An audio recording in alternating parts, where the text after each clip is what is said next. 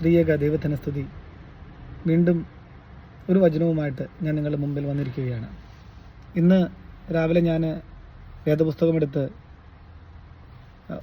ഒന്ന് പ്രാർത്ഥിക്കാനിരിക്കുമ്പോൾ ഞാനിങ്ങനെ പ്രാർത്ഥിച്ചത്, ദൈവമേ, എനിക്കൊരു നല്ല വചനം പറയുവാനായിട്ട് നീ ഒരു വേദഭാഗ്യം കാണിച്ചു തരണമെന്നാണ്. അപ്പോൾ ഞാൻ വേദപുസ്തകം തുറന്നപ്പോൾ എനിക്ക് കിട്ടിയത് യിരെമ്യാ പ്രവാചകൻ്റെ പുസ്തകത്തിലെ 18-ാം അധ്യായമാണ്. അതിലിപ്രകാരം പറയുന്നു, യഹോവയായ ദൈവം യിരെമ്യാ പ്രവാചകനോട് അരുളി ചെയ്തു, നീ ഒരു കുശവൻ്റെ വീട്ടിലേക്ക് പോവുക, അവിടെ വെച്ച് ഞാൻ നിനക്ക് വചനം കാണിച്ചു തരാം. അങ്ങനെ യിരെമ്യാ പ്രവാചകൻ ആ കുശവൻ്റെ വീട്ടിലേക്ക് പോവുകയാണ്.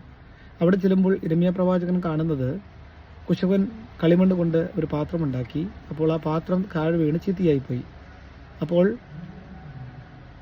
ആ കുശവൻ ആ ചീത്തയായ പാത്രമെടുത്ത് വേറൊരു ഷേപ്പിലുള്ള പാത്രം ഉണ്ടാക്കി. അപ്പോൾ യഹോവ യിരെമ്യാ പ്രവാചകനോട് പറയുന്നത് ഇങ്ങനെയാണ്, ഇസ്രായേൽ ജനമേ, ഒരു കുശവന് ചീത്തയായ ഒരു പാത്രം കൊണ്ട് വേറൊരു ഷേപ്പിൽ ഒരു പാത്രം ഉണ്ടാക്കാമെങ്കിൽ ഞാൻ എൻ്റെ ജനങ്ങളോട് എന്തു ചെയ്യും?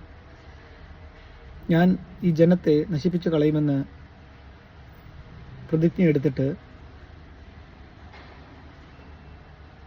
മുന്നോട്ട് പോകുമ്പോൾ നിങ്ങൾ തെറ്റുകളിൽ നിന്ന് മാറി അനുതാപത്തോടു കൂടി തിരിച്ചു വന്നാൽ ഞാൻ എൻ്റെ മനസ്സ് മാറ്റുകയില്ലയോ?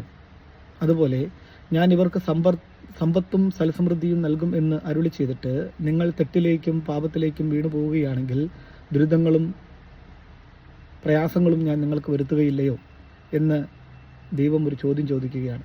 അപ്പോൾ ദൈവ തിരുനാമത്തിൽ മാറ്റങ്ങൾ ഉണ്ടാകുന്നത് നമ്മളുടെ പ്രവൃത്തികളിൽ കൂടെയാണ് എന്നുള്ളതാണ് ആ വചനം കാണിച്ചു തരുന്നത്.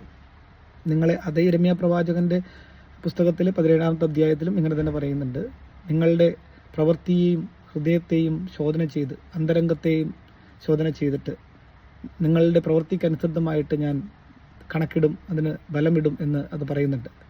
അപ്പോൾ ഞാൻ എത്രയും പ്രിയപ്പെട്ട നിങ്ങളോട് പറയുവാനുള്ളത്, നമ്മളുടെ ഓരോ പ്രവൃത്തിയും കണക്കിടപ്പെടുന്നതാണെന്ന് ഉള്ള ഒരു ചിന്തയോട് കൂടിയിട്ട് വേണം നമ്മൾ ഓരോ ദിവസവും ക്രമീകരിക്കുവാൻ എന്നുള്ളതാണ്. ദൈവത്തിൻ്റെ നാമം മഹത്വപ്പെടട്ടെ.